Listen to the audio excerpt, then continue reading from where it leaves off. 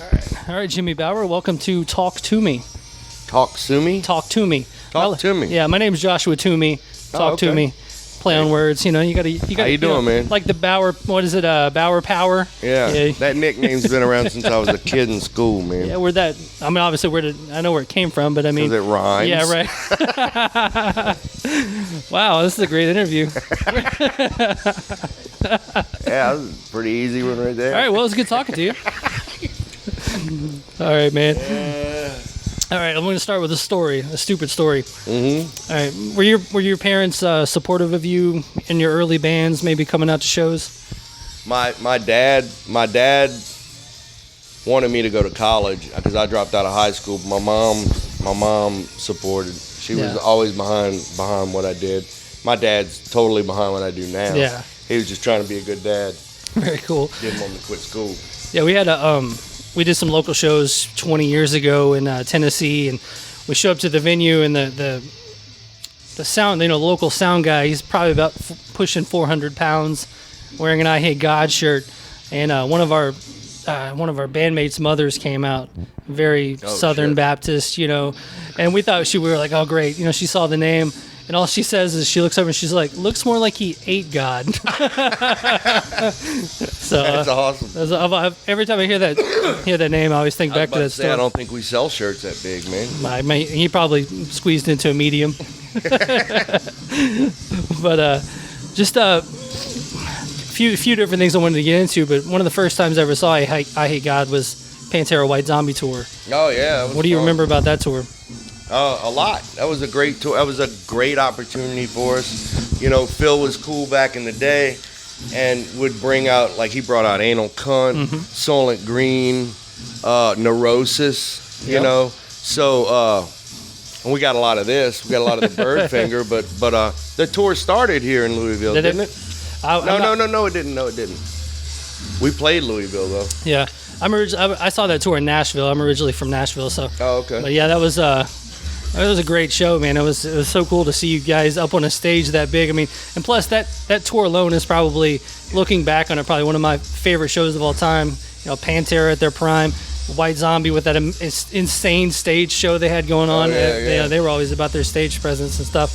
So, it was a great opportunity for I Hate God, and we were scared shitless, man.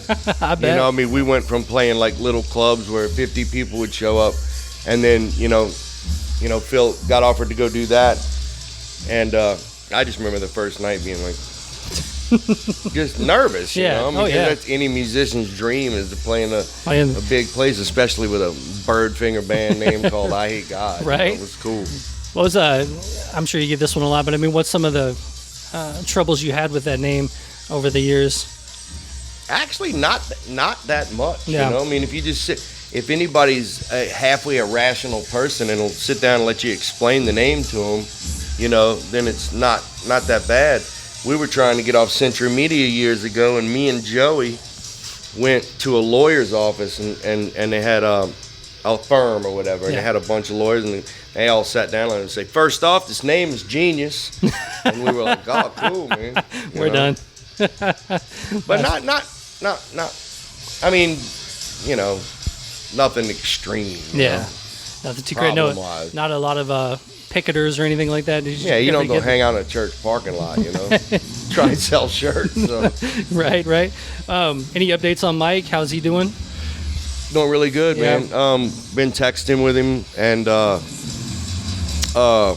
supposed to be playing Berserker Fest in Pontiac, Michigan. Oh, yeah? And on his birthday. Yeah, on his birthday. Oh, very cool. So just real glad that he's doing better, man. Because it was really very scary. We were here in Louisville. We played that show, and then he went into septic shock at a hotel room here in Louisville and spent a week in Louisville in the hospital. Oh, wow. I thought he was dead, man. Yeah. And we went back home, and then he came back home, and then started the process to get the transplant. Yeah. I see you're doing the February 3rd, 4th, and 5th in New Orleans. Pretty much. How many bands are you playing in that weekend? I'm just playing that one night. I'm doing my solo stuff. Yeah. Super Joint and I Hate God. Okay. So it should be pretty easy. Not too bad. Yeah, when I was... I'm more nervous about the solo shit than I am about anything else. What do you do in your solo stuff? What do you... It's just it's me and Kevin and a fiddle player. Yeah. Oh, wow. We're going to do 3 songs, so... Very cool. And that should be all right. Yeah. I'm nervous about it, but fuck it. Right. Can't be worse than the Pantera thing. There won't be that many... There won't be as many people there. Flipping you off. Hopefully they won't be flipping you off. Yeah, hopefully they won't be flipping me off. Especially at a Mike benefit. Yeah, Mike right. Williams benefit. Well, speaking of fiddle players and stuff, we'll kind of go into. I was doing a little Facebook stalking, trying to get a few items to talk about. And one thing I noticed with your top 10 albums that maybe shaped your life or whatnot, 2 Hank Sr., 1 Hank Jr., and obviously with the Sheldon Hank Third connection there too. I mean, what is the Hank family been meant to you? I've been listening to Hank. My mom used to sing Luke the Drifter to me when I was a baby, man. So, and Hank Jr., I'd go to family reunions in Lake Charles, Louisiana, and that, we'd show up and, dude, it'd fucking Habits Old and New, Family Tradition, Whiskey Bent Hellbound, play them over and over, everybody dancing and having a good time getting drunk and shit. So, and then recently, past like 5-10 years ago, got back into got into Hank Williams a lot. I mean, dude, he's amazing. It's so funny going back listening to early Hank Williams stuff and just listening to his lyrics, and you think that lying and cheating and messing around on your man and all that stuff is new, and then you listen to some Hank Williams and it's all about going out and. I actually put the wrong title down about that. I just bought that collection. It's like 40 songs or something. Yeah. It's great, man. Oh, I love it. It does have old gospel standards. Yeah, That was the one thing about those guys. Cash did it too, where they would put out the hard drinking song and then they would do a gospel record and back and forth, and that was 100% completely acceptable. Yin and yang, man. There you go. I mean, could you imagine doing a I Hate God record, the way you would do it, and then the next album be a gospel record and everybody's completely fine. My dad says you guys are idiots if you don't do a Christmas album. There you go. The I Hate God Christmas. Yeah, and that's. Well, that's the thing. I mean, every Christmas, they have to. Plus, now they have to fill so many hours of Christmas radio. I'm not gonna play. I'm saying maybe Liquid Metal would pick it up, or somebody like that would end up doing it, and then My Dumb Show would play it, and then a bunch of things would pick it up because the amounts of heavy metal Christmas out there is lacking. Well, fuck, I got something to do when I get home. Then there you go. Get on it, man. Well, if you put out a Christmas album, me and your dad get a cut. There you go. All right. Well, another thing on here. Obviously, your dad now. For a couple of years now. I mean, how has that kind of changed? Has that changed anything in you? The way you tour, What's that? What you mean? Just touring as often, or just maybe not looking forward to tour as much. Being a dad. Yeah, being a dad. I thought you were talking about my dad. No. You sorry. being a dad. Sorry.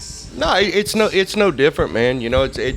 I was making my living for 30 years before my daughter was born, right. So and like I was telling Mike, man, it's if anything, it gives you more influence, more reason to go out and do it even more. You know? It's my time to go out and have fun, man. Right. Get away for a minute. Because when I get home, it's all being a dad. Yeah.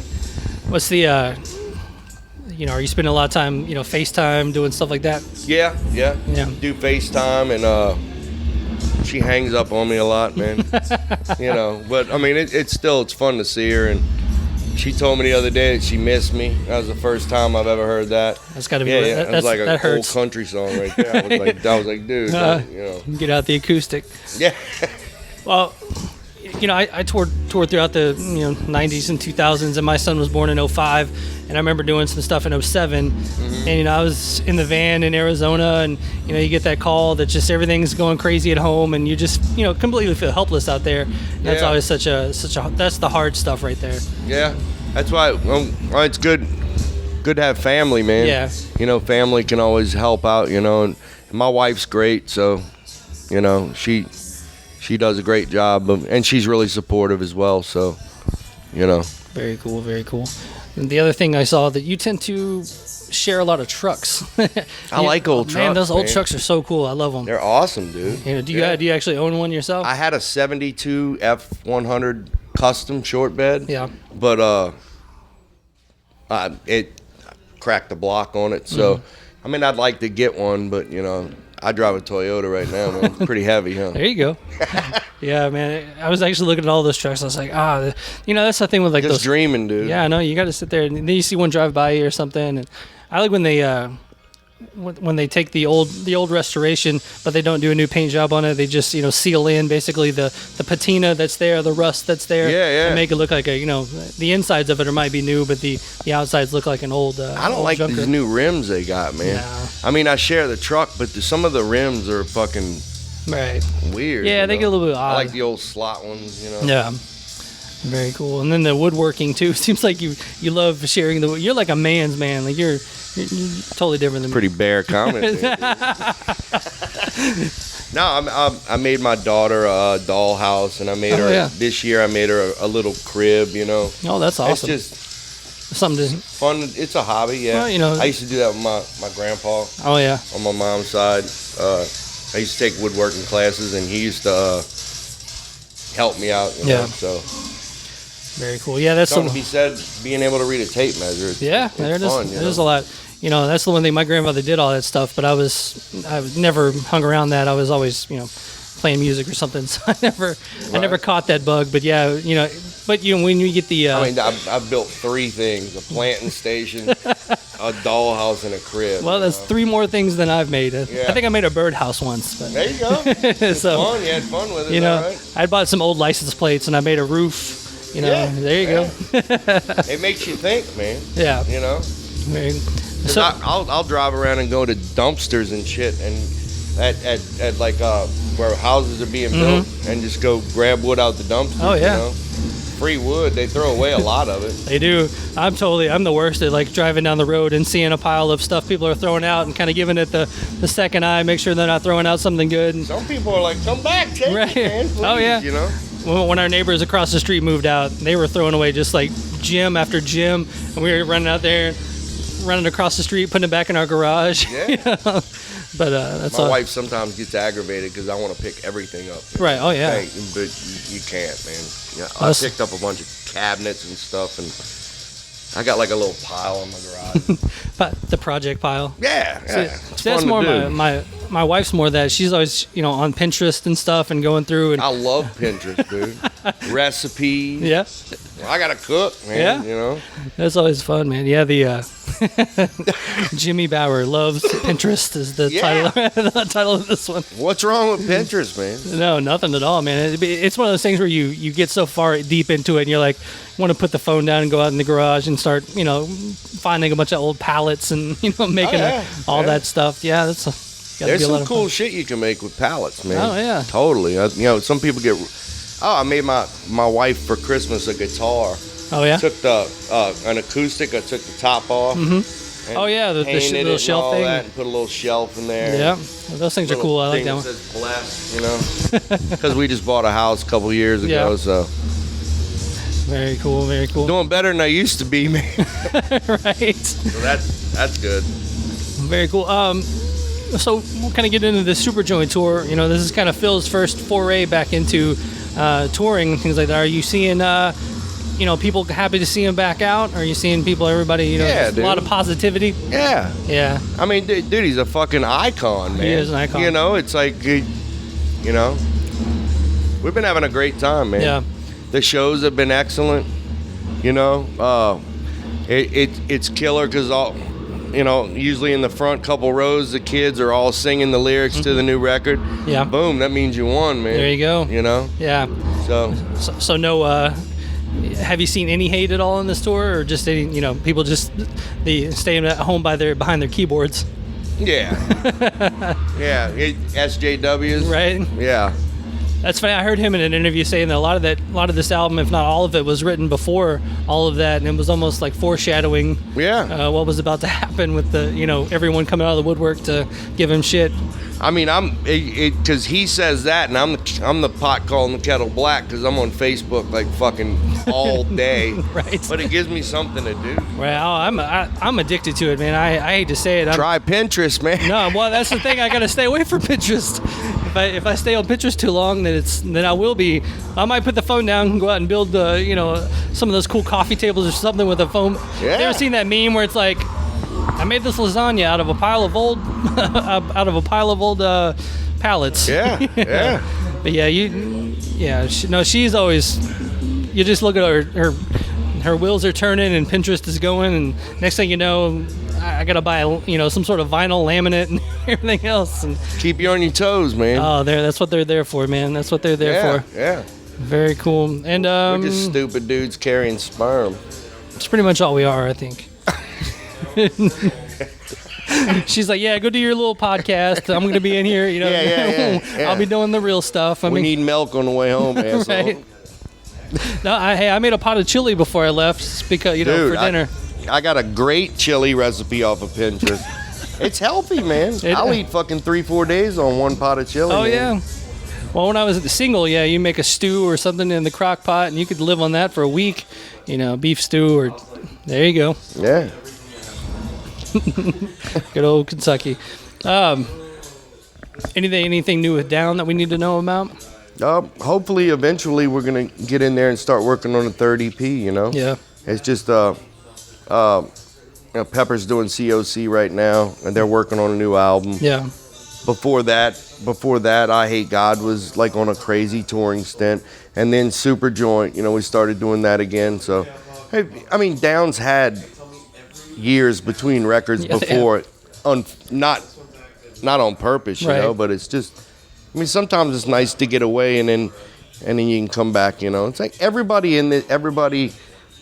from New Orleans and all that is in multiple bands. Yeah. Yeah. If you're gonna play music, man. That's one of the few cities that I hate to keep reading describe, but I played New Orleans a lot, late 90s, early 2000s at a club called Zeppelin's.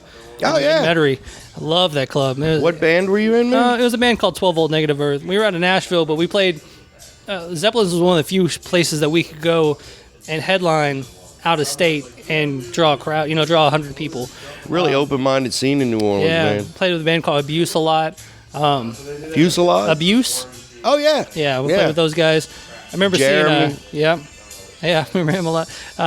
Used to be. I saw. I remember one time we were at the show and we looked over and old big sexy T Todd Strayed was at the show.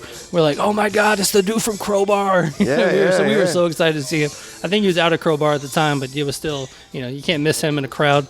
But see, New Orleans really appreciated anything that came through because if you really look at the interstate system, man, a lot of bands would go play Houston and then they'd dodge on over and they'd miss New Orleans. They wouldn't come down. Yeah. So whenever shows would come down, everybody would come out in full force and everything like that. Yeah. It's like, and the scene's still really good in New Orleans.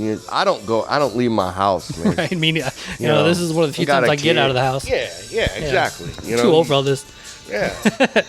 But actually, one of the times I played Zeppelin's, I just got off stage and our singer came over and he was like, dude, there's a girl out in the parking lot and she has a DeLorean. And I'm like, what? And I ran outside and she had a DeLorean and I was like, will you please let me drive this thing?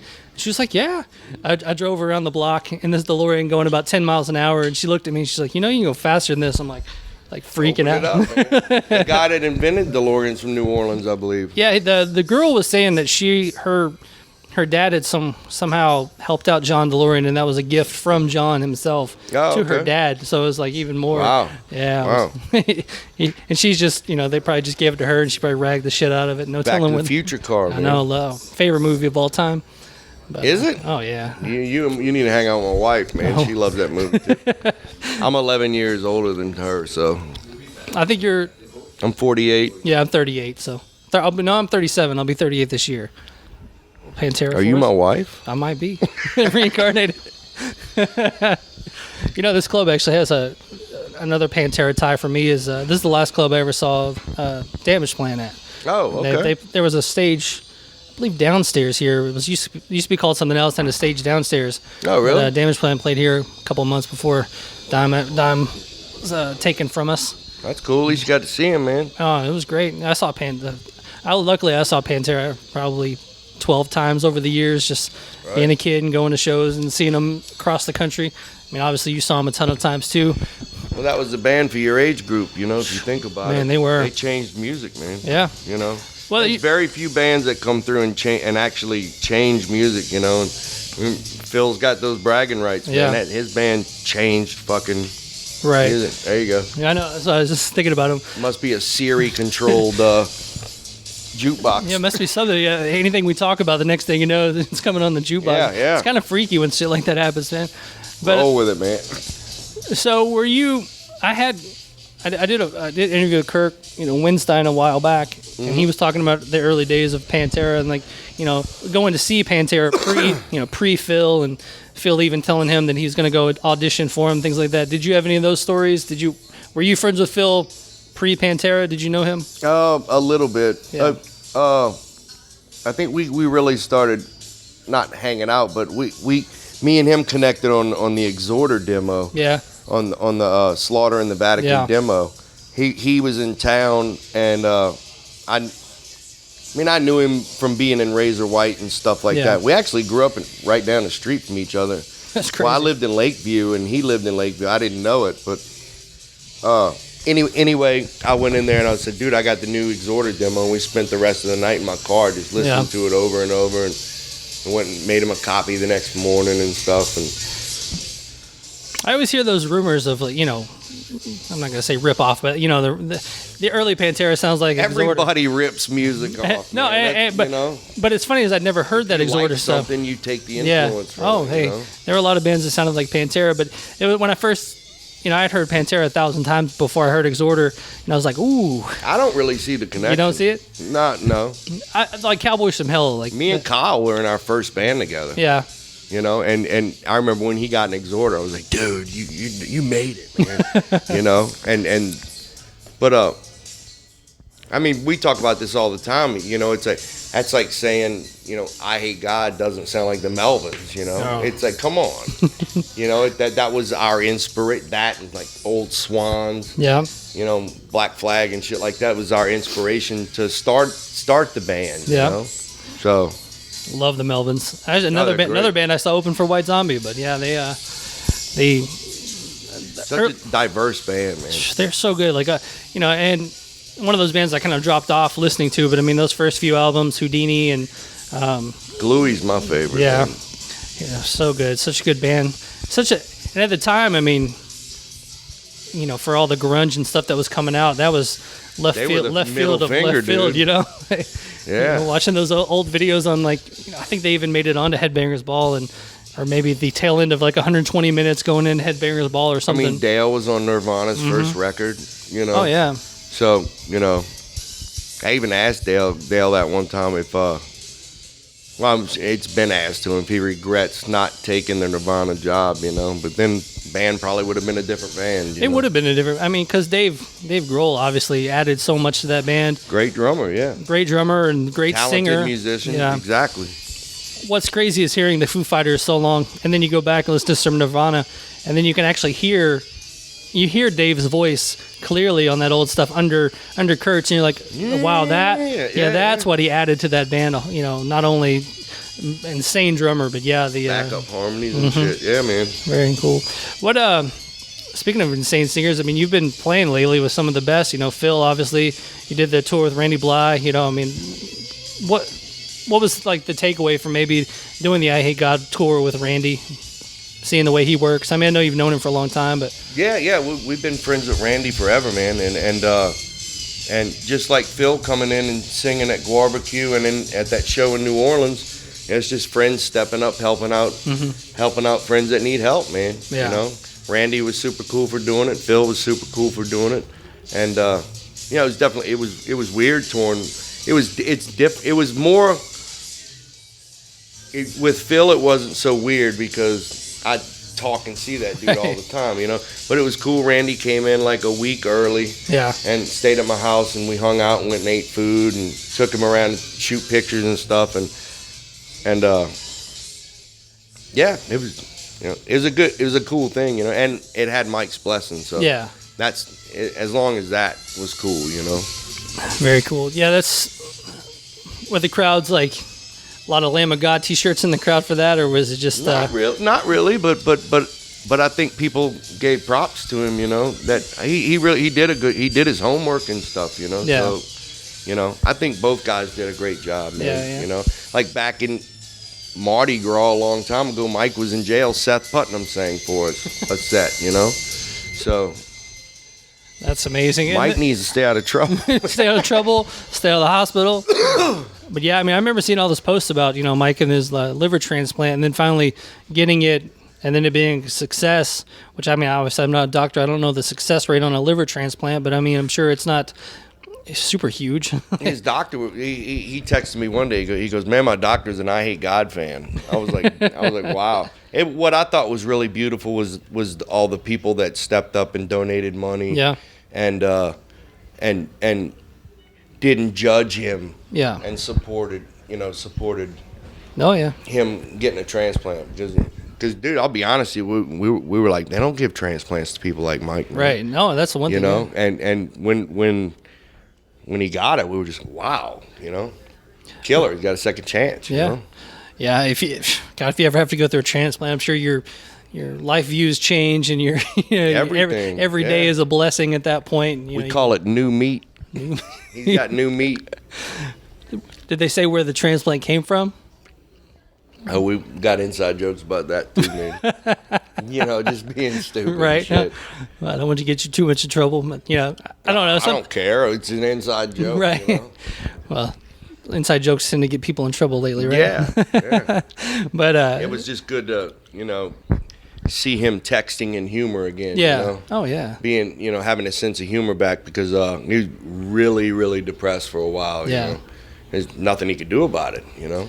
Yeah. So- Not to, you know, point to something in my life, but my cousin was just deer hunting about a month ago, and he fell asleep in his deer stand and fell out and broke his neck. Ow. And when everyone found him, he had been laying there for like 6 hours. Damn, overnight dude. because he was by himself and, you know, just out in his deer stand on his property.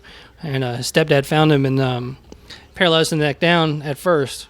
But now he's 25 days into rehab, and Awesome. he's up walking. You know, I went and visited him not too long ago, and you know, he's got a little bit of strength back in all of his extremities, and you know, he said that when he first woke up from the surgery, he was getting a bath from 4 nurses. And he said, Hey, man, that would make me, fuck, I'd be like, hey. And he said that his wife was in the other room, and she said all she could hear was him saying, "This has been my dream my whole life, but this is not how I wanted it to happen." Hey, baby, is this cheating? It's not cheating, right? That's not cheating, right? So, Yeah, but we don't know what those nurses look like. no, I mean, you never know. But I mean, 4 nurses, I mean, you got good odds there. You know, and the Yeah. scrubs always help too. Something about those nurses scrubs I always enjoy. Yeah. So, nurses scrubs and Angels in blue, man. is what they are. Well, cool, man. Is there anything I missed? Anything else you want to talk about? Uh, I mean, I truly have. We're having a great time on this tour. Yeah. Thanks to all our fans for the support of Yeah. buying the record and really, and hopefully we can write another kick-ass one and do it again. Very cool. And Yeah, if we ever come back to Louisville, please come check it out, man. very cool, man. Well, Jimmy Bauer, thanks for taking the time Thank today, you, bro. sir.